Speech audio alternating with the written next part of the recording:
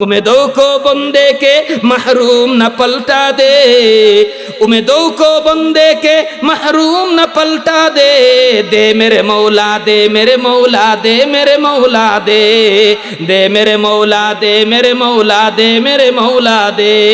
मौत को समझा है गाफिल इख्तितामे जिंदगी, मौत को समझा है गाफिल इख्तितामे जिंदगी, दर हकीकत मौत है इब्तिदाए जिंदगी, दर हकीकत मौत है इब्तिदाए जिंदगी। দুনিয়ার যে পাগল মানুষগুলা তারা মনে করে দুনিয়া শেষ, মইরা গেলে গিয়া, আসলে না না, মূল কথা হলো তুমি আজকে মরবা, কালকেই তোমার আসল জীবনের শুরু।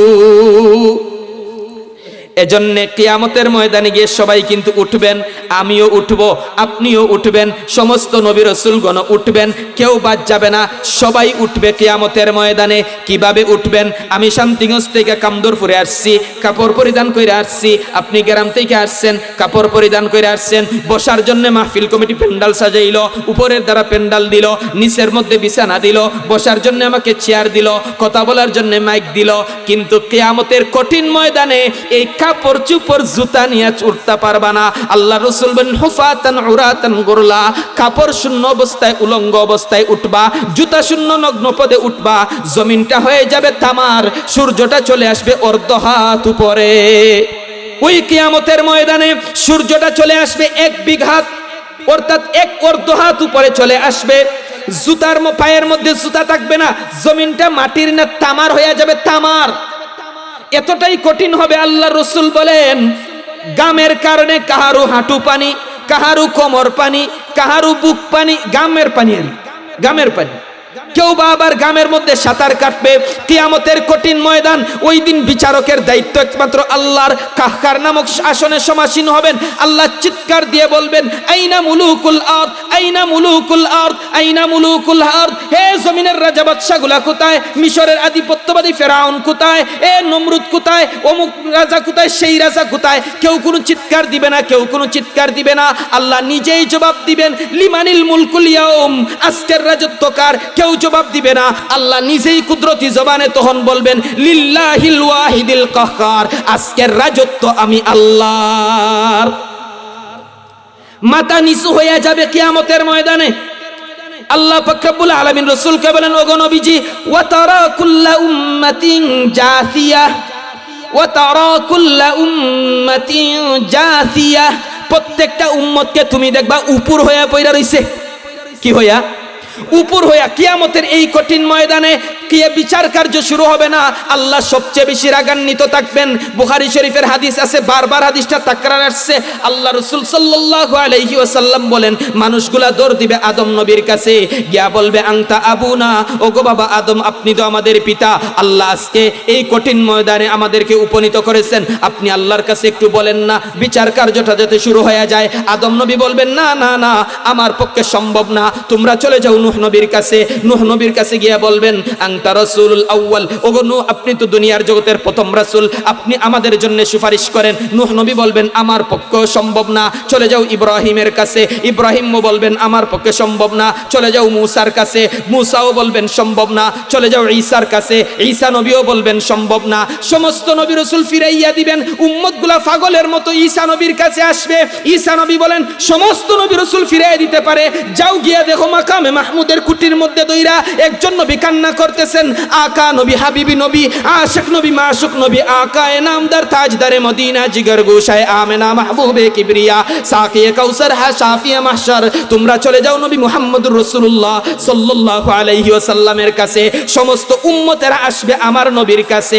সমস্ত নবী রাসূল বলবেন ইয়া নফসি ইয়া নফসি, আল্লাহ আমাকে বাঁচাও আমাকে বাঁচাও। আর আমার নবী আপনার নবী মায়ার নবী করুণার ছবি, আল্লাহর কুদরতি পায়ের মধ্যে সেজদা দিয়া বলবেন আল্লাহ আমার উম্মতকে বাঁচাও, আমার উম্মতকে বাঁচাও। हम शान रिसालत पे है दिल दादा व शहीदा, हम शान रिसालत पे है दिल दादा व शहीदा, हम शान रिसालत पे है कुर्बान सुवैदा, हम शान रिसालत पे है कुर्बान सुवैदा।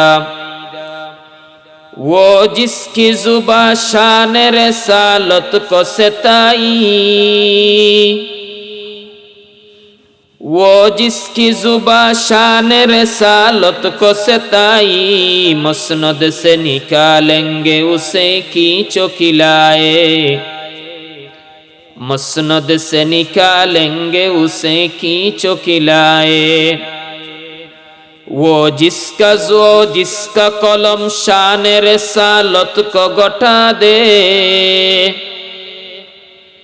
वो जिसका कलम शान रसालत को गटा दे, ऐ शान नबूवत के गुलाम उसको मिटा दो, ऐ शान नबूवत के गुलाम उसको मिटा दो।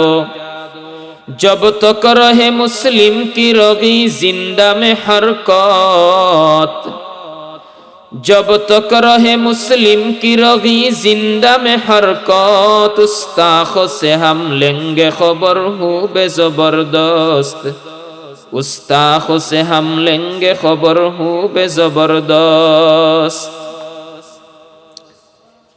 আলহামদুলিল্লাহ, কামদরপুর ইসলামী সমাজ কল্যাণ ছাত্র যুব সংগঠনের উদ্যোগে আয়োজিত ষষ্ঠ বার্ষিক তাফসিরুল কোরআন মহাসম্মেলনের এশার নামাজের পরবর্তী অধিবেশনের মহামান্য সভাপতি সাহেব, উপস্থিত আমার মাতার সেরে তাজ ওয়াজিবুল ইহতারাম গরামি কদর হযরত উলামায়ে کرام, সম্মুখপানে সমবেত ঈমান দীপ্ত মুরব্বিয়ানে আযম, প্রিয় যুবক ভাইয়েরা, কলিজার টুকরা ছাত্র বন্ধুরা, লাউড স্পিকারের সাহায্যে মাইকের আওয়াজ যত দূর পর্যন্তই পৌঁছতেছে, বাসাবাড়িতে অবস্থানরত পর্দার আড়ালের মা ও বোনেরা, আলহামদুলিল্লাহ আপনারা সুন্দর হয়ে বসেছেন।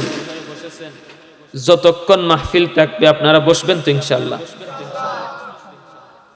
মাইকের আওয়াজ যত দূর পর্যন্ত পৌঁছতেছে আপনারাও চলে আসেন জান্নাতি রহমতি মাগফিরাতি বাগানের মধ্যে। এটা এমন এক মাহফিল যেই মাহফিলে যে কোনো নিয়তে বসলেই গুনাহ মাফ হয়ে যায়। আপনি কথা শোনার উদ্দেশ্যেই বসেন অথবা অন্য কোনো উদ্দেশ্যেই বসেন, ফেরেশতারা কিন্তু বেষ্টনী দিয়ে আছে, আল্লাহ পর্যন্ত গিয়ে পৌঁছে গেছে। সুবহানাল্লাহ বলবেন না? আল্লাহ বলেন ওরা এখানে কেন বসছে? বলে সুবহানাল্লাহ পড়তেছে, আল্লাহু আকবার বলতেছে, লা ইলাহা বলতেছে। আল্লাহর রাসূল সাল্লাল্লাহু আলাইহি ওয়াসাল্লাম বলেন, আল্লাহ তখন ফেরেশতাদেরকে জিজ্ঞাসা করেন, তারা আমাকে দেখছে? বলে না, আপনাকে দেখে না। জান্নাত? বলে না, সেটাও দেখে নাই। জাহান্নাম? বলে না, তাও দেখে নাই। জান্নাত না দেখা, জাহান্নাম না দেখাও যেহেতু এখানে বসছে, আল্লাহ বলেন আমি তাদের অতীতের সব গুনাহ মাফ করে দিলাম। তখন আল্লাহর পাক রব্বুল আলামিনের এই মাফের ঘোষণা শুনে একজন ফেরেশতা বলে, আল্লাহ, একটা লোক তো এখানে মাহফিলে এগুলা বলার জন্য আসি না, আসছিল বাজারও এক দরকারে, হঠাৎ করে বসছে। তখন আল্লাহ বলেন, হুমুল জুলাসা লা ইয়াশকা জালিসুহুম, এটা এমন এক মজলিস যেই মজলিসে যারাই বসে, যে নিয়তেই বসে, আল্লাহ সবার গুনাহ মাফ করে দেয়। তো আজকে আপনাদের মাহফিল, আগামীকালকে জান্নাতি মাহফিল থাকবে থাকবে না। এর জন্য মাইকের আওয়াজ যত দূর পর্যন্ত যাইতেছে আপনারাও তাড়াতাড়ি চলে আসেন। আজকের মাহফিলের পরে আপনাদের এই এলাকার মধ্যে এত সুন্দর মজমা সাজানো হয়েছে, আপনাদের যদি গুনাহ মাফ না হয় তাহলে অন্যখান থেকে যারা আছে তাদের গুনাহ মাফ হবে। আপনাদের তো বেশি হোক। তেরে মাহফিল মে সব কুছ হ্যায় মগর ऐसा है बेमहफिल, तेरे महफिल में सब कुछ है मगर ऐसा है बेमहफिल, किसी जाते गिरामी की कमी महसूस होता है। যাই হোক, কর্তৃপক্ষ থেকে আমাকে সূরাতুল ফাতিহা এর তাফসিরি কিছু আলোচনা আপনাদের সামনে উপস্থাপন করার জন্য অনুরোধ করা হয়েছে। সেই হিসাবে আমি সংক্ষিপ্ত হামদ সালাতের পরে সূরাতুল ফাতিহার প্রথম তিনখানা আয়াতে কারিমা এবং তার সাথে সামঞ্জস্যশীল মুতাওয়াতির পর্যায়ের একখানা সহিহ হাদিস পাঠ করেছি। একই সামনে রেখে খুব অল্প সময়ের ভিতরে কিছু কথা আমি আপনাদের সামনে উপস্থাপন করার ইচ্ছা করছি। আল্লাহ তাআলার কাছে তৌফিক চাই, ওয়া মা তৌফিকি ইল্লা বিল্লাহ। এই সূরার নাম সূরাতুল ফাতিহা। আমরা সাধারণত এই সূরাকে আলহামদু সূরা বলে জানি। আলহামদু সূরা পারে না আছে কোনো মুসলমান? না, সবাই পারে। এক নামাজে লাগে না? প্রত্যেক নামাজেই লাগে। প্রত্যেক নামাজেই লাগে। এই সূরার কিছু নাম আছে, এই সূরার তাফসীর করা শেষ করা সম্ভব না। সংক্ষিপ্তভাবে আল্লাহ রাসূল সাল্লাল্লাহু আলাইহি ওয়াসাল্লামের হাদিসের ভাষ্য থেকে মুফাসসিরিনে কেরাম বলেন যে সূরাতুল ফাতিহা এটা হলো বিসমিল্লাহির রহমানির রহিমের ব্যাখ্যা। সূরাতুল ফাতিহা এটা কিসের ব্যাখ্যা? বিসমিল্লাহির রহমানির রহিমের ব্যাখ্যা। আর সূরা ফাতিহা হলো 30 পারা কোরআনের ব্যাখ্যা। আর 30 পারা কোরআন হলো রসুলের প্রায় লক্ষ লক্ষ হাদিস, এগুলা হলো কোরআনের 30 পারার ব্যাখ্যা। আর রসুলের হাদিসের ব্যাখ্যা হলো 4 মাযহাবের 4 ইমামের ব্যাখ্যা। তাহলে কি বুঝলেন? মাযহাব এটা হাদিসের ব্যাখ্যা, হাদিস এটা কোরআনের ব্যাখ্যা, কোরআন এটা সূরা ফাতিহার ব্যাখ্যা, আর সূরা ফাতিহা এটা বিসমিল্লাহির রহমানির রহিমের ব্যাখ্যা। এখন আপনারা বলেন কোরআন কত পারা? 30 পারা। এখন মুফাসসিরিনে কেরাম বলেন সূরা ফাতিহার ব্যাখ্যা হলো 30 পারা। 30 পারা এখন থেকে যদি আমি তেলাওয়াত শুরু করি ফজরে আজানের পরেও শেষ হবে কিনা সন্দেহ আছে, কথা ঠিক কিনা? সুতরাং সূরা ফাতিহার তাফসীরি আলোচনা করা মানে একটা মহাসমুদ্রের মধ্যে জাপ দেওয়া ছাড়া বই কিছু নয়। তবুও যেহেতু আবদার এসেছে এবং আপনারাও শোনার জন্য এসেছেন, অন্তত কিছু হলেও নিয়ে যান, তাই না? মনোযোগ সহকারে আলোচনাগুলো শুনবেন।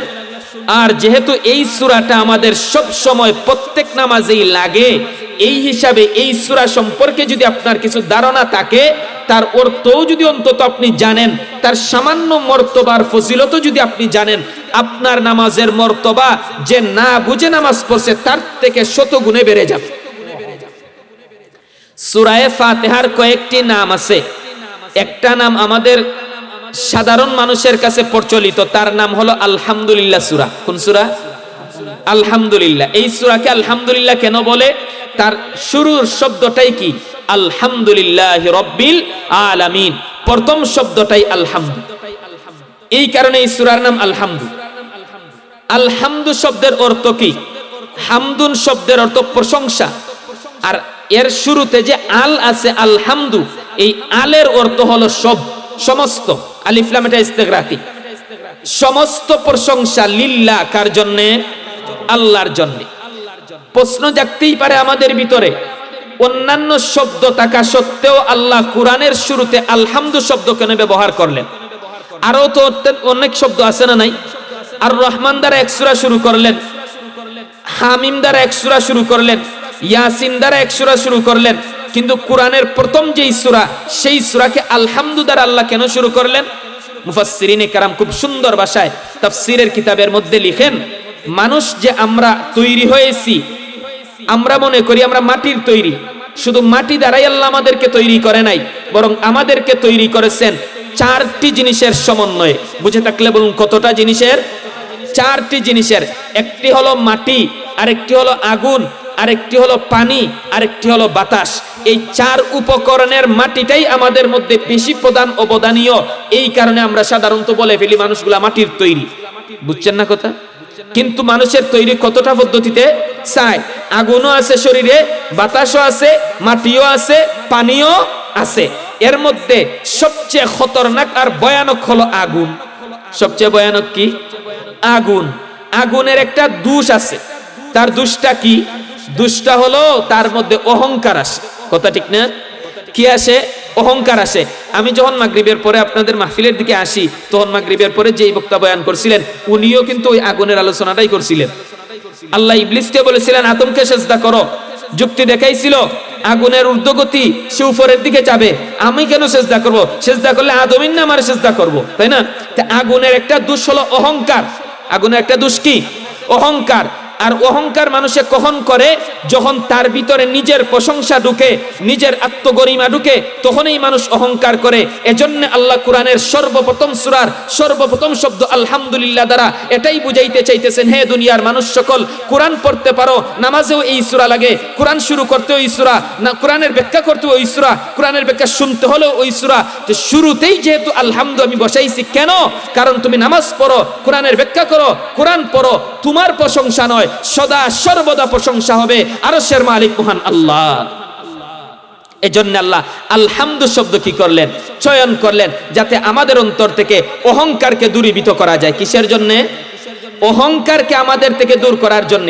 অহংকার এমন একটা জিনিস, অহংকার এমন একটা জিনিস যেই জিনিসে মানুষকে একদম শেষ কইরা দেয়। শুধু তা না, বরং তার সওয়াবগুলাকে গুনার দ্বারা পরিণত কইরা দেয়। নাউজুবিল্লাহ মিন জালিক। নাউজুবিল্লাহ বলবেন না? অহংকার এমন এক জিনিস, অহংকারের স্তর আছে 4টা। কতটা বলেন, জোরে বলেন, কতটা? 4টা। মুফাসসিরিনে কেরামের পরিভাষায় 1 নম্বর অহংকার যেটা, এটাকে বলে উজ, 2 নম্বরটাকে বলে কিবির, 3 নম্বরটাকে বলে তাকাব্বুর, 4 নম্বরটাকে বলে ইস্তেকবার। আপনারা যারা জনসাধারণ, আপনাদের বুঝার সুবিধার্থে আমি তার বাংলা অর্থ বলি। একটি হলো অহংকারের বীজ, আর একটি হলো অহংকারের চারা, আর একটি হলো অহংকারের গাছ, আর একটি হলো অহংকারের ফসল। অহংকারের স্তর কয়টা দাঁড়াইলো? 4টা।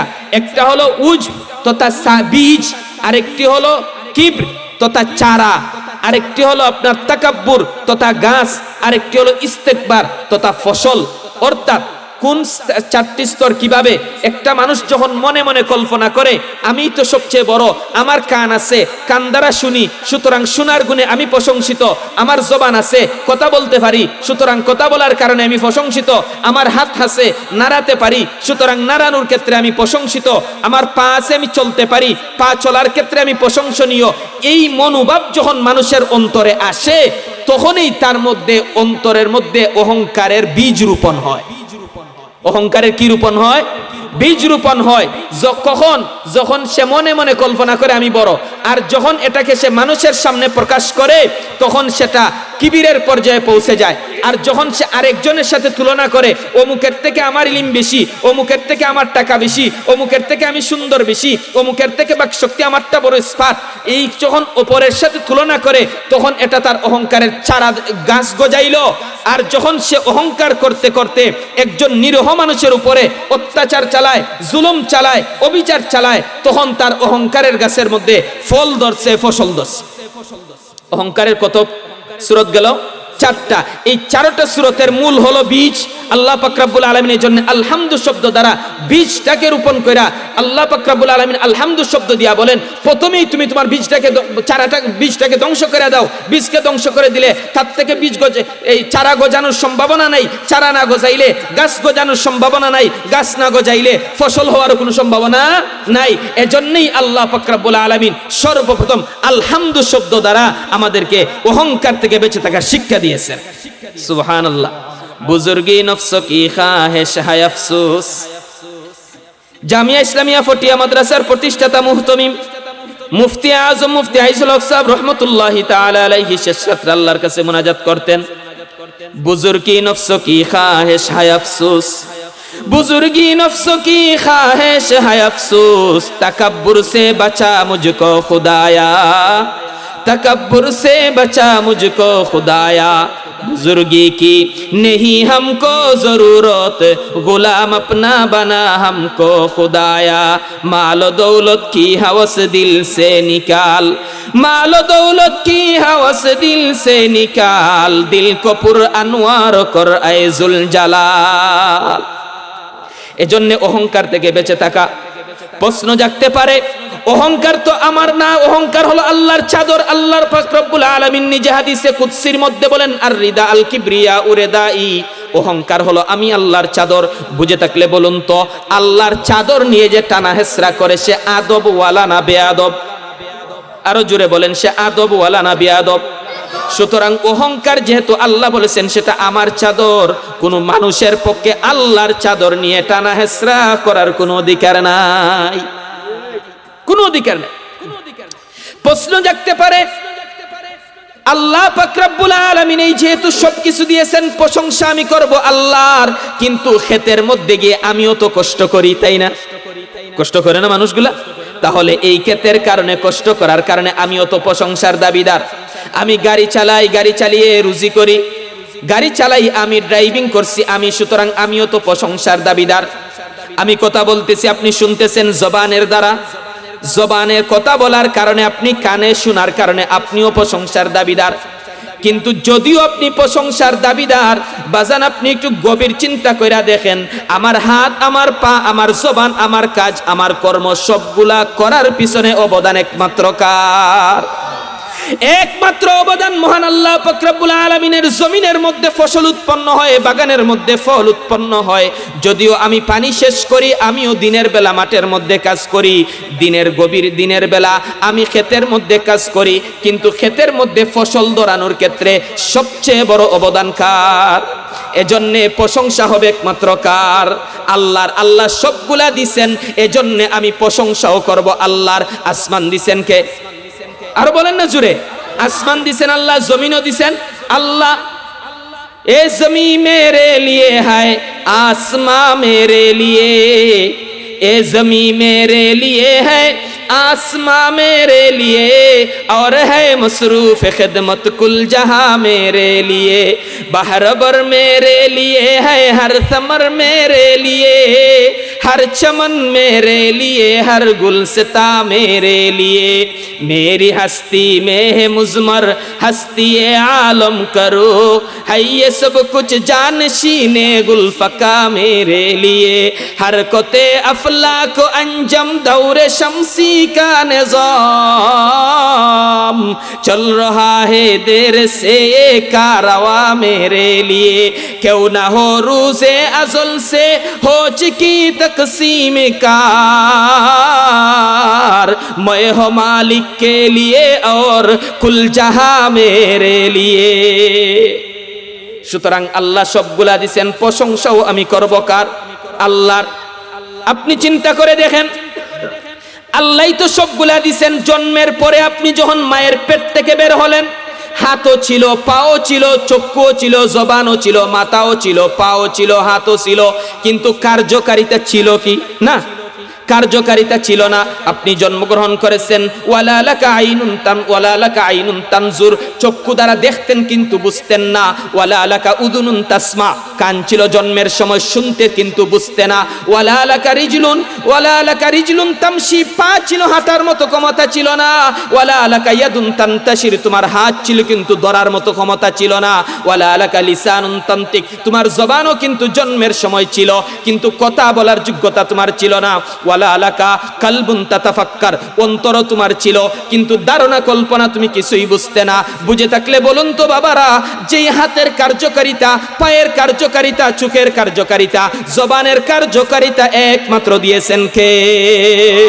আলহামদুলিমান কদ্দারা খাইরাও ওয়া খাবালা, আলহামদুলিমান কদ্দারা খাইরাও ওয়া খাবালা, ওয়াশ শুকরু লিমান সাওয়ারা হুসনাও ওয়া জামালা, ওয়াশ শুকরু লিমান সাওয়ারা হুসনাও ওয়া জামালা, লা জিদ্দা ওয়ালা নিদ্দা ওয়ালা হাদ্দা লিমাওলা,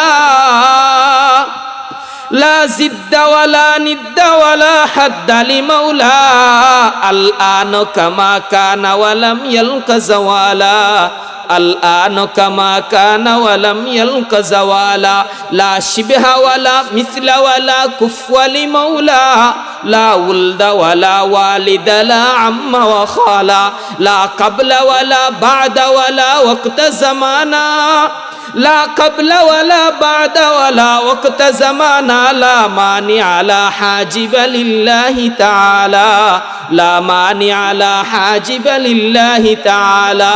আনা আশহাদু বিল্লাহি হুয়াল ওয়াহিদু হাক্কা, আনা আশহাদু বিল্লাহি হুয়াল ওয়াহিদু হাক্কা, আনা আশহাদু বিল আহমাদি লিল্লাহি তাআলা। চিৎকার দিয়ে বলুন আল্লাহু আকবার। এজন্যই আল্লাহ আলহামদু শব্দ দ্বারা আমাদেরকে শিখাইলেন, বান্দা সবগুলা আমি দিছি, আমি আল্লাহ যেহেতু দিছি, সুতরাং তুমি হচ্ছ গ্রহীতা, আমি আল্লাহ হচ্ছি দাতা। আল ইয়াদুল উলিয়া খায়রুম মিন ইয়াদিস সুফলা, যে দেয় সে সম্মানী, যাকে দেয় তার থেকে বেশি। সুতরাং দিছেন আল্লাহ, নিলামটা আমি, প্রশংসাও করব কার? এই শব্দ দ্বারা আল্লাহ এটা শিখাইলেন। তারপরে দেখেন কেমন ভাবে আল্লাহ মিলাইছেন। আল্লাহু আকবার। আলহামদুলিল্লাহ, সমস্ত প্রশংসা আল্লাহর জন্যে। রব্বুল আলামিন, আল্লাহ এখানে নিজের গুণগান নিজে গাইতেছেন, বলতেছেন ওই আল্লাহর প্রশংসা সবগুলা, যে আল্লাহ আসমান জমিনের মালিক, রব, প্রতিপালক। আল্লাহ কি? প্রতিপালক। আল্লাহর কি রবি শুধু একটা নাম নি, না আরো নাম আছে? আরো নাম আছে, রহমান, রাহিম। আল্লাহর 99টা আপনার সিফাতি নাম আছে, জাতি নাম একটা আছে, আছে না? না আছে, আছে। তো রব্বুন শব্দ আল্লাহ এখানে কেন লাগাইলেন? রব্বুল আলামিন, আলহামদুলিল্লাহি রব্বিল আলামিন না বইলা আলহামদুলিল্লাহির রহমান তো বলতে পারতেন, আলহামদুলিল্লাহির রাহিম বলতে পারতেন, আলহামদুলিল্লাহিল খালিক বলতে পারতেন, রাজিক বলতে পারতেন, নাসির বলতে পারতেন, ফাতিহ বলতে পারতেন। কোন শব্দ না দিয়া আল্লাহ রব্বুল আলামিন শব্দ দিলেন কেন? মুফাসসিরিনে কেরাম বলেন রব্বুন শব্দের এক অর্থ হলো, তাফসীরে বাইজাউই শরীফের মধ্যে আল্লামা কাজী বাইজাউই রাহমাতুল্লাহি আলাইহি লিখেন, রব কাকে বলা হয়? যিনি বান্দার যখন যা প্রয়োজন দাপে দাপে যিনি পৌঁছিয়ে দেন তাকে রব বলে। তাকে কি বলে? আচ্ছা বলেন তো, আমাদের যখন যা দরকার হয়েছে দাপে দাপে দিছেন কে? দিবেন কে? দিছিলেন কে? আচ্ছা, মায়ের পেটের ভিতরে খানা খাইছেন না আপনারা? আমরাও খাইছি, আমরা আপনারাও খাইছেন, সবাই খাইছে। না খাইলে তো দুনিয়ার চেহারাই দেখলাম না, ঠিক না? জান, এই মায়ের পেটের মধ্যে 3টি পর্দার ভিতরে খানা খাওয়াইছেন কে? আল্লাহ। কোন সায়েন্সের কোনো ক্ষমতা ছিল না, দর্শনের দর্শন শাস্ত্র যেখানে গিয়ে হার মানে, বৈজ্ঞানিক বৈজ্ঞান শাস্ত্র যেখানে গিয়ে হার মানে, ওখানে আল্লাহ পাক রব্বুল আলামিন মায়ের পেটের ভিতরে পেশাইয়া আমাদের ডান হাতের বিদ্যাঙ্গুলি দ্বারা আল্লাহ মায়ের পেটের মধ্যে আমাদেরকে লালন পালন করছেন। সুবহানাল্লাহ বলবেন না? আল্লাহ কেমন লালন পালন করছেন? আপনি যখন মায়ের পেটে, আমার মা, আপনার মা যখন গর্ভবতী, গর্ভাবস্থায় মহিলারা বেজাল খায়, কত কিছু খায়, ফরমালিন যুক্ত, ফরমালিন মুক্ত কত কিছু খায়, কি খায় না? কিন্তু আল্লাহ পাক রব্বুল আলামিন ওই মায়ের পেটের ভিতরে কেমন কুদরতি একটা মেশিন ফিট কইরা দিছে। এ ফেরেশতারা তার বাচ্চাটার মায় যদিও বাদে বালয় খায়, কিন্তু ওই বালো এবং বাদ খাবার থেকে পিওর ফ্রেশ বালো খাবারটা বাচ্চার মুখে ঢুকাইয়া দে। আপনি যখন জন্মগ্রহণ করলেন, একটু চিন্তা কইরা দেখেন, যেই রাস্তা দিয়ে আপনার আমার জন্ম হয়েছে রাস্তাটা ছোট। সুম্মা সাবিলা ইয়াসসারাহু সুম্মা আমাতাহু ফাআকবারাহ। আল্লাহ বলেন রাস্তাটা ছোট, কিন্তু রাস্তা দিয়ে আমি আল্লাহ তোকে কেমন ভাবে দুনিয়াতে প্রবেশ করাইলাম, যেখানে তো ডাক্তারের ডাক্তারি চলে না, দর্শনের দর্শন শাস্ত্র চলে না, বৈজ্ঞানিক বিজ্ঞান শাস্ত্র চলে না। তোর মার যখন প্রস্রাব ব্যথা উঠেছে, মা আল্লাহু আকবার বলে একটা চিৎকার দেয়, দাত্রী মহিলারা আসে, কাজ হয় না। আল্লাহ বলে যা ফেরেশতা তোরা যা, ফেরেশতাও আসে, কাজ হয় না। মা যখন চিৎকার দিয়ে আল্লাহু আকবার বলে, তাফসীরে রুহুল মানির মধ্যে লিখে আল্লাহর আরশের কুটিটা তর তর তর তর কইরা কাঁপে। আল্লাহ জানা থাকা সত্ত্বেও ফেরেশতাদেরকে জিজ্ঞাসা করেন, এ ফেরেশতারা আরশের কুটি কেন কাঁপে? আল্লাহ পাক রব্বুল আলামিনের প্রশ্নের জবাবে ফেরেশতারা বলে, আল্লাহ আপনার একটা বান্দি প্রস্রাব ব্যথায় ব্যতীত আপনার একটা বান্দা তার পেটে। আল্লাহ বলেন কষ্ট কইরাও সে তো জন্মগ্রহণ করতে পারতেছে না। ও ফেরেশতারা তোরা যা, যায়া তার মায়ের লজ্জাস্থানের চতুর্পাশে নূরের পর বিছাইয়া দে। আল্লাহর হুকুমে ফেরেশতারা আসে, নূর বিছায়, আর আল্লাহ তার কুদরতি হাত লাগায়া মা এবং বাচ্চার দুই জানকে দুই জায়গায় আলাদা কইরা দেয়। আমি যখন শীতের দিনে জন্মগ্রহণ করছি, মায়ের বুকের স্তনের দুধ আমার জন্য উষ্ণ গরম। যখন গরমের দিনে জন্মগ্রহণ করছি, মায়ের বুকের স্তনের দুধ ঠান্ডা, ঠিক না? এটা কে বানায়া দিলেন? কাকে বলছেন? আহাদুন লাইসা কামিথলি লাইসা কাফদলি লিমানিল মুলকু তুগুই তো সাজাওয়ার খুদাই তো খুদাওন্দে ইয়ামিনি তো খুদাওন্দে ইয়াসারি তো খুদাওন্দে ইয়ামিনি তো খুদাওন্দে ইয়াসারি তো খুদাওন্দে জমিনি তো খুদাওন্দে সামাই। আরে তু সামিঈ তু বসিরি তু রহিমি তু করিমি তু সামিঈ তু বসিরি তু রহিমি তু করিমি তু মুইজ্জি তু মুজিল্লি মালিকাল আরশে বাজাই। আল্লাহ পাক রব্বুল আলামিন সবগুলা আমাদেরকে দিবেন, প্রশংসাও করব কার? আল্লাহর। এজন্যই আল্লাহ রব্বুন শব্দ দান করছেন। সুবহানাল্লাহ।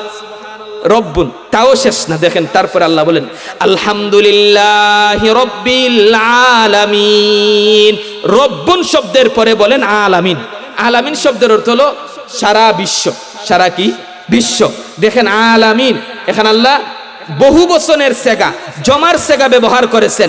অর্থাৎ শুধু দুনিয়াতে আল্লাহ আমাদেরকে লালন পালন করে নাই, আলমে আরওয়াহেও করছেন, মায়ের পেটের জগৎ আলমে আরহামেও করছেন, দুনিয়ার জগৎ আলমে দুনিয়াতেও করতেছেন, সামনে কবর জগৎ আলমে বরজখেও করবেন, তারপরে পরকাল আলমে আখিরাত সেখানেও আল্লাহ আমাদেরকে লালন পালন করবেন। এজন্য আল্লাহ আলামিন শব্দ দিচ্ছেন। দেখেন এখানেও বুঝার বিষয় আছে। আলহামদুলিল্লাহি রব্বিল মুত্তাকিন, আলহামদুলিল্লাহি রব্বিল মুহসিনিন, আলহামদুলিল্লাহি রব্বিল মুসলিমিন, আলহামদুলিল্লাহি রব্বিল মুমিনিন। এই ধরনের শব্দ আল্লাহ লাগান নাই। কেন লাগান নাই? এর কারণ হইল, বলেন তো আপনারা, আপনাদের এই এলাকায় যদি হিন্দু থাকে, এই বাতাসটা শুধু মুসলমানই গ্রহণ করে না, হিন্দুরাও গ্রহণ করে? বুঝেন নাই বোধহয়। আচ্ছা, আসমান থেকে যে বৃষ্টি পড়ে, এই বৃষ্টির দ্বারা শুধু মুসলমানের ক্ষেতের উপর এই উপকার হয় না বিজাতি বিধর্ম হিন্দুদেরও উপকার হয়? হিন্দুদেরও উপকার হয়। এজন্য আল্লাহ বলেন, আমি তো এমন আল্লাহ যে আল্লাহ মুমিন বান্দার কারণে কাফিরদেরকেও খাওয়াই। এই কারণে আল্লাহ রব্বুল মুত্তাকিন শব্দ না বলে রব্বুল আলামিন শব্দ বলেছে। সুবহানাল্লাহ। এই হলো প্রথম আয়াতের সংক্ষিপ্ত কথা, সবগুলা কইরা সম্ভব না। 2 নম্বর আয়াতে আসেন, সূরা ফাতিহা। সূরা ফাতিহাত আয়াত আছে সর্বমোট 7টা। কতটা? এই 7টা আয়াত 3 ভাগে বিভক্ত। বলেন কত ভাগে? প্রথম 3টি আয়াত শুধু বান্দার, শুধু কার? শেষের 3টি আয়াত শুধু আল্লাহর। শেষের 3টি আয়াত শুধু আল্লাহর, আর মধ্যখানের আয়াত আল্লাহ এবং বান্দার। সুবহানাল্লাহ বলবেন না?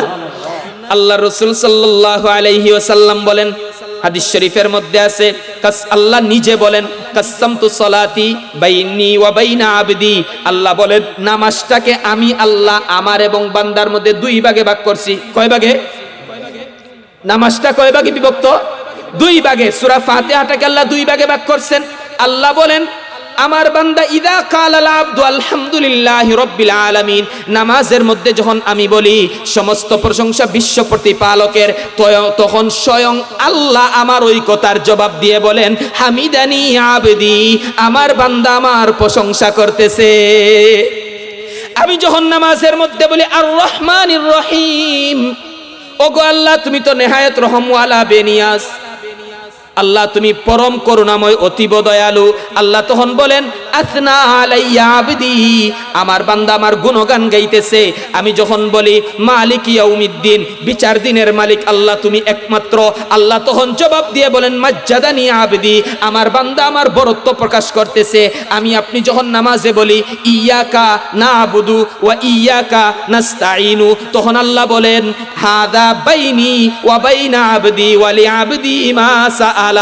বলে 2 নম্বর আয়াত আল্লাহ বলেন আর রহমান আর রাহিম, আল্লাহর 2 নম্বর প্রশংসা, 2 নম্বর গুণগান, আল্লাহ 2 নম্বর পরিচয় দান করেন, আমি আল্লাহ হচ্ছি রহমান, আমি হচ্ছি রাহিম।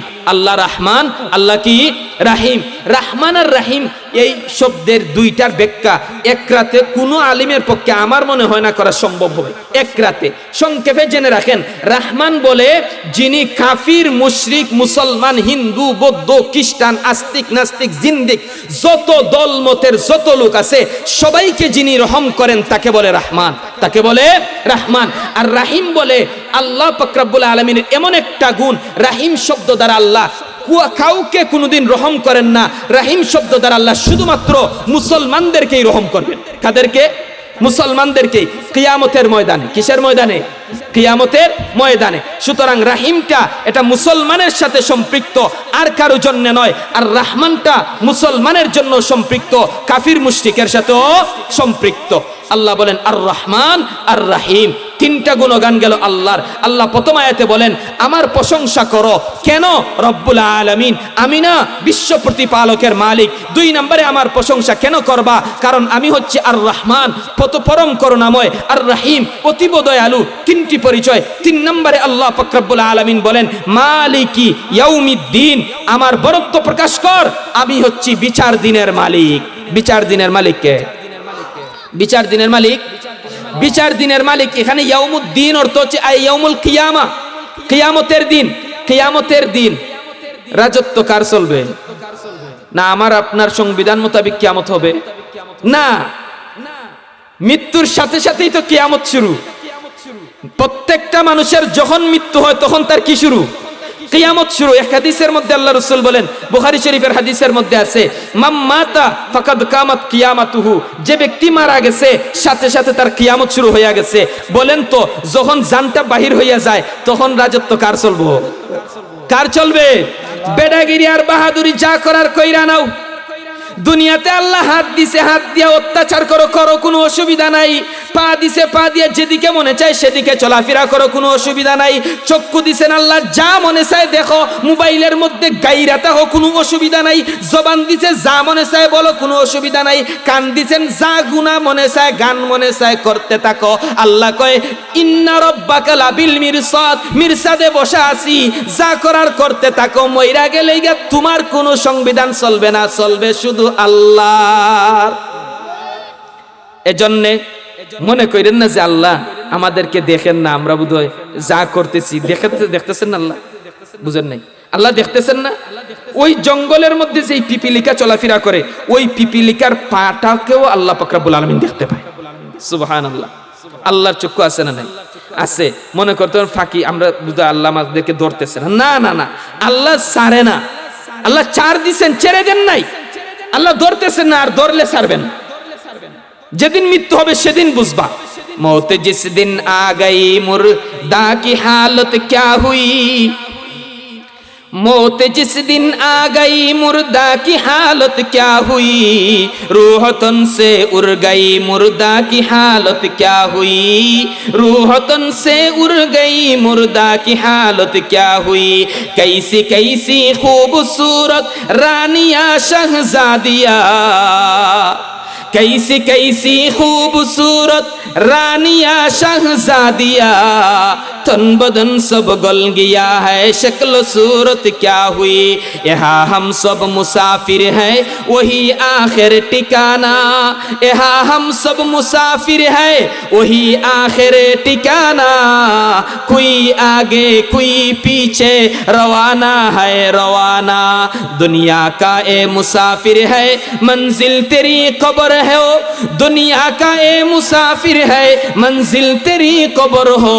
अंजामे से तू अपनी के उतनी बेखबर हो, अंजामे से तू अपनी के उतनी बेखबर हो। এই দুনিয়া শেষ না, সামনে আসে না নাই? মনে করতে পারো দুনিয়াটাই শেষ। আল্লাহ কয় না, মালিক ইয়াউমিদ্দিন, আরেকটা দিন আছে, যেই দিন হলো সবচেয়ে বড় দিন, যেই দিনের নাম হলো কিয়ামতের দিন। ওই দিন পৃথিবীর কোনো রাজা বাদশার সংবিধান চলবে না, কোনো মানুষের ক্ষমতার দাপট চলবে না, মেম্বারের মেম্বারগিরি চলবে না, চেয়ারম্যানের চেয়ারম্যানগিরি চলবে না, প্রধানমন্ত্রী রাষ্ট্রনায়কগিরি চলবে না। ওই দিন শুধুই চলবে একমাত্র মহান আল্লাহ পাক রব্বুল আলামিনের সংবিধান। ওই দিন বুঝবা। মনে করতে পারো দুনিয়াই বোধহয় শেষ, দুনিয়ায় যা মনে চায় ফুর্তি কইরা নাও। না, দুনিয়াটা ফুর্তির জায়গা না, যেমনে মন চায় সেমনি চলতেছ। মনে করে না যে আল্লাহ দেখতেছে না, এটাই বোধহয় শেষ। না না না, এই জীবনটা তো শেষ না। মৃত্যু যেদিন আসবে ওইটা হলো আসল জীবনের শুরু, আসল জীবনের। মনে করতে পারো দুনিয়া শেষ না, যদি তুমি মনে করো তাহলে কবি তোমাকে বোকা বলেন। এক ফার্সি কবি খুব সুন্দর ভাষায় বুঝায়, मौत को समझा है गाफिल इख्तितामे जिंदगी, मौत को समझा है गाफिल इख्तितामे जिंदगी, दर हकीकत मौत है इब्तिदाए जिंदगी, दर हकीकत मौत है इब्तिदाए जिंदगी। দুনিয়ার যে পাগল মানুষগুলা তারা মনে করে দুনিয়া শেষ, মইরা গেলে গিয়া। আসলে না না, মূল কথা হলো তুমি আজকে মরবা, কালকেই তোমার আসল জীবনের শুরু। এজন্য কিয়ামতের ময়দানে গিয়ে সবাই কিন্তু উঠবেন, আমিও উঠব, আপনিও উঠবেন, সমস্ত নবী রাসূলগণ উঠবেন, কেউ বাদ যাবে না, সবাই উঠবে কিয়ামতের ময়দানে। কিভাবে উঠবেন?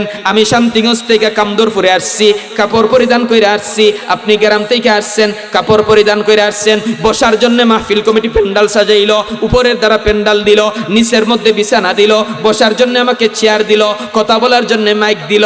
কিন্তু কিয়ামতের কঠিন ময়দানে এই কাপড় চুপড় জুতা নিয়ে উঠতে পারবা না। আল্লাহ রাসূল বলেন, হুফাতান উরাতান গুরলা, কাপড় শূন্য অবস্থায় উলঙ্গ অবস্থায় উঠবা, জুতা শূন্য নগ্ন পদে উঠবা, জমিনটা হয়ে যাবে তামার, সূর্যটা চলে আসবে অর্ধ হাত উপরে।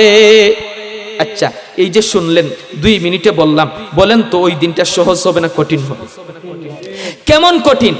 এখনই তো সূর্যটা প্রায় 13 কোটি 9 লক্ষ মাইল উপরে, চৈত্র বৈশাখ আশ্বিন ভাদ্র মাসে যখন ওই সূর্যটা তাপমাত্রা বেশি পায়, সেন্টিমিটার বৃদ্ধি পায়, আমাদের শরীরের চামড়ার এই শরীর দ্বারা সহ্য করতে না পারে ঘাম বের হয় কি হয় না? হয় কি হয় না? হয়। কত লক্ষ মাইল উপরে? 13 কোটি 9 লক্ষ মাইল উপরে। সুবহানাল্লাহ। ওই কিয়ামতের ময়দানে সূর্যটা চলে আসবে 1 বিঘাত, অর্থাৎ 1 অর্ধ হাত উপরে চলে আসবে। জুতার পায়ের মধ্যে জুতা থাকবে না, জমিনটা মাটির না তামার হয়ে যাবে, তামার। এতটাই কঠিন হবে। আল্লাহ রাসূল বলেন, গামের কারণে কাহারু হাঁটু পানি, কাহারু কোমর পানি, কাহারু বুক পানি, গামের পানি, গামের পানি। কেউ বা আবার গামের মধ্যে সাঁতার কাটবে। কিয়ামতের কঠিন ময়দান, ওই দিন বিচারকের দায়িত্ব একমাত্র আল্লাহর। কাহকার নামক আসনে সমাসীন হবেন। আল্লাহ চিৎকার দিয়ে বলবেন, আইনা মুলুকুল আরদ, আইনা মুলুকুল আরদ, আইনা মুলুকুল আরদ। হে জমিনের রাজা বাদশাগুলা কোথায়? মিশরের আধিপত্যবাদী ফেরাউন কোথায়? এ নমরুদ কোথায়? অমুক রাজা কোথায়? সেই রাজা কোথায়? কেউ কোনো চিৎকার দিবে না, কেউ কোনো চিৎকার দিবে না। আল্লাহ নিজেই জবাব দিবেন, লিমানিল মুলকুল ইয়াউম, আজকের রাজত্ব কার? কেউ জবাব দিবে না। আল্লাহ নিজেই কুদরতি জবানে তখন বলবেন, লিল্লাহিল ওয়াহিদিল কাহ্হার, আজকের রাজত্ব আমি আল্লাহর। মাথা নিচু হয়ে যাবে কিয়ামতের ময়দানে। আল্লাহ পাক রব্বুল আলামিন রাসূলকে বলেন, ওগো নবীজি, ওয়া তারা কুল্লা উম্মাতিন জাসিয়া, ওয়া তারা কুল্লা উম্মাতিন জাসিয়া। প্রত্যেকটা উম্মতকে তুমি দেখবা উপর হয়ে পয়রা রইছে। কি হইয়া? উপর হইয়া। কিয়ামতের এই কঠিন ময়দানে কিয়ে বিচার কার্য শুরু হবে না, আল্লাহ সবচেয়ে বেশি রাগান্বিত থাকবেন। বুখারী শরীফের হাদিস আছে, বারবার হাদিসটা তাকরার আসছে। আল্লাহ রাসূল সাল্লাল্লাহু আলাইহি ওয়াসাল্লাম বলেন, মানুষগুলা দৌড় দিবে আদম নবীর কাছে, গিয়া বলবে, আনতা আবুনা, ওগো বাবা আদম, আপনি তো আমাদের পিতা। আল্লাহ আজকে এই কঠিন ময়দানে আমাদেরকে উপনীত করেছেন, আপনি আল্লাহর কাছে একটু বলেন না বিচার কার্যটা যাতে শুরু হয়ে যায়। আদম নবী বলবেন, না না না, আমার পক্ষে সম্ভব না, তোমরা চলে যাও নূহ নবীর কাছে। নূহ নবীর কাছে গিয়া বলবেন, আনতা রাসূলুল আউয়াল, ওগো নূহ, আপনি তো দুনিয়ার জগতের প্রথম রাসূল, আপনি আমাদের জন্য সুপারিশ করেন। নূহ নবী বলবেন, আমার পক্ষে সম্ভব না, চলে যাও ইব্রাহিমের কাছে। ইব্রাহিমও বলবেন, আমার পক্ষে সম্ভব না, চলে যাও মূসার কাছে। মূসাও বলবেন, সম্ভব না, চলে যাও ঈসার কাছে। ঈসা নবীও বলবেন, সম্ভব না। সমস্ত নবী রাসূল ফিরাইয়া দিবেন, উম্মতগুলা পাগলের মতো ঈসা নবীর কাছে আসবে। ঈসা নবী বলেন, সমস্ত নবী রাসূল ফিরাইয়া দিতে পারে, যাও গিয়া দেখো মাকামে মাহমুদের কুটির মধ্যে দইরা একজন নবী কান্না করতেছেন। আকা নবী, হাবিবি নবী, আশিক নবী, মাশুক নবী, আকায়ে নামদার, তাজদারে মদিনা, জিগর গোশায় আমেনা, মাহবুবে কিবরিয়া, সাকিয়ে কাউসার, শাফিয়ে মাহশর। তোমরা চলে যাও নবী মুহাম্মদুর রাসূলুল্লাহ সাল্লাল্লাহু আলাইহি ওয়াসাল্লামের কাছে। সমস্ত উম্মতেরা আসবে আমার নবীর কাছে। সমস্ত নবী রাসূল বলবেন, ইয়া নফসি, ইয়া নফসি, আল্লাহ আমাকে বাঁচাও, আমাকে বাঁচাও। আর আমার নবী, আপনার নবী, মায়ার নবী, করুণার ছবি, আল্লাহর কুদরতি পায়ের মধ্যে সিজদা দিয়া বলবেন, আল্লাহ আমার উম্মতকে বাঁচাও, আমার উম্মতকে বাঁচাও। আদম সে তা ঈসা নবী, आदम से ता ईसा नबी नफ्से पुकारेंगे सभी, आदम से ता ईसा नबी नफ्से पुकारेंगे सभी। एक बोलेंगा अहमद नबी या उम्मती, या उम्मती, एक बोलेंगा अहमद नबी या उम्मती, या उम्मती। শুধু আমার নবী বলবেন, ইয়া উম্মতি, ইয়া উম্মতি। ওই কিয়ামতের ময়দান কেমন রাজত্ব হবে! আল্লাহ কাহ্হার নামক আসনের মধ্যে সমাসীন হবেন। বিচার দিতে হবে আপনার প্রত্যেকটা জীবনের সেকেন্ডের হিসাব, মিনিটের হিসাব, ঘন্টার হিসাব, দিনের হিসাব, সপ্তাহের হিসাব, বছরের হিসাব, যুগের হিসাব, শতাব্দীর হিসাব আল্লাহর কাঠগড়ায় দাঁড়াইয়া দিতে হবে। এজন্য বাজান বুঝা রাখেন, আল্লাহর কাঠগড়ায় যেহেতু দাঁড়াতে হবে, এজন্য জীবনটাকে এমন ভাবে সাজান যাতে আল্লাহর সামনে দাঁড়ালে ভয় পেতে হয় না। এই কারণে আল্লাহ মালিক ইয়াউমিদ্দিন শব্দ দ্বারা ওই দিকে ইশারা করেন, রে বান্দা, দুনিয়াতে যদিও চলাফেরা করো, যাই না রাখো, মালিক ইয়াউমিদ্দিন, বিচার দিনের মালিক কিন্তু আমি আল্লাহ। ওই দিন তোমাকে আমার কাছে আসতে হবে। অতএব আসার আগে আগেই তুমি তোমার ব্যবস্থা করে নিয়ে আইসো। আমল সে জিंदगी बनती है, আমল সে जिंदगी बनती है, जन्नत भी जहन्नम भी, ए खाकी अपनी फितरत में न नारी है न नूरी। তিন আয়াতের ব্যাখ্যা সংক্ষিপ্ত, বলতে গেলে অনেক কিছু আছে। এখন আসেন 4 নাম্বার আয়াত। 4 নম্বর আয়াত সূরা ফাতিহার আল্লাহ বলেন ইয়াকা নাবুদু ওয়া ইয়াকা নাস্তাইন। এই সূরার একটা নাম আছে, সূরাতুত তালিমিল মাসআলা। আপনারা যারা আরবি বুঝেন না, আমি বাংলাতে বলি, আপনারা একটু কষ্ট করে বললেন। এই সূরার একটা নাম হলো আল্লাহর কাছে দোয়া করার পদ্ধতি শিক্ষা দেওয়া। কি করার বলেন না, কি করার? আল্লাহর কাছে দোয়া করার কি শিক্ষা দেওয়া? পদ্ধতি।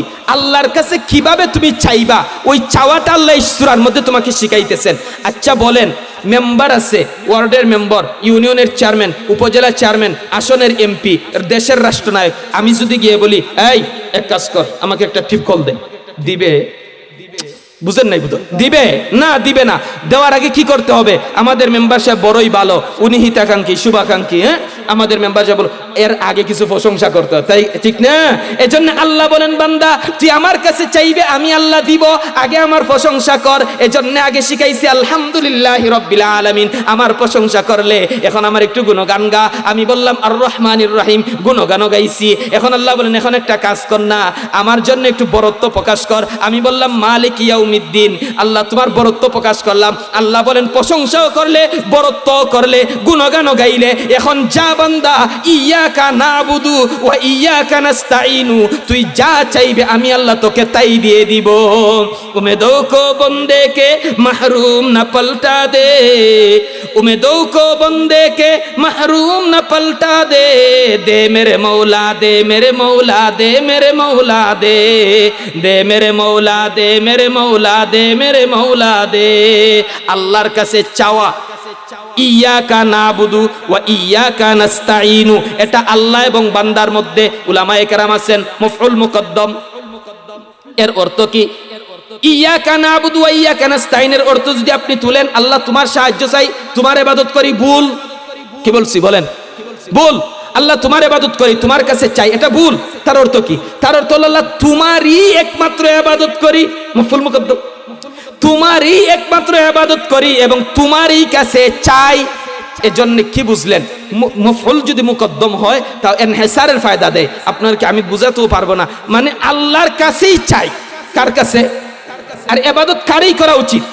আল্লাহর। এজন্য ইয়াকা নাবুদু, তোমারই ইবাদত করি, ওয়া ইয়াকা নাস্তাইনু, তোমারই সাহায্য চাই। আচ্ছা বলেন, এটা আমি নামাজে বলছি, কিন্তু অনেক মুসল্লি আমাদের সমাজের মধ্যে দেখবেন এই কথা বলছে নামাজে, আল্লাহ ইয়াকা নাবুদু ওয়া ইয়াকা নাস্তাইন, তোমারই কাছে চাই, তোমারই সাহায্য চাই, তোমারই ইবাদত করি। তারপরে নামাজের পরে দেখেন মাজারের মধ্যে হাত পাতে। আছে না? আছে না? না আছে। কেন? গুফতে কুদ্দুসি ফকিরি দরফানা ও দরবকা, खुद ब खुद आजाद बूदी खुद गिरफ्तार आमोदी, खुदी को कर बुलंद इतना के तकदीर से पहले खुदा खुद बंदे से पूछे बता तेरा रजा क्या है। তুমি আল্লাহর কাছে চাইবা, আল্লাহ জানাইলেন বান্দা তুই আমার কাছে চা, আমি আল্লাহ তোকে দিব। তুই যেহেতু আমারই ইবাদত করো, আমার কাছেই চাও, আর যেহেতু তুমি আমারই ইবাদত করছো, আমি আল্লাহ তোমাকে দিব। সুতরাং ইয়াকা নাবুদু ওয়া ইয়াকা নাস্তাইনের আমার মনে হয়, আমি মনে করি এটা কোনো তাফসীর না, আমার মনে হয় এই আয়াতের অর্থ হইল তুই আমার কাছে চা, আমি আল্লাহ তোকে দিয়ে দিব। সুবহানাল্লাহ। তবে শর্ত কি?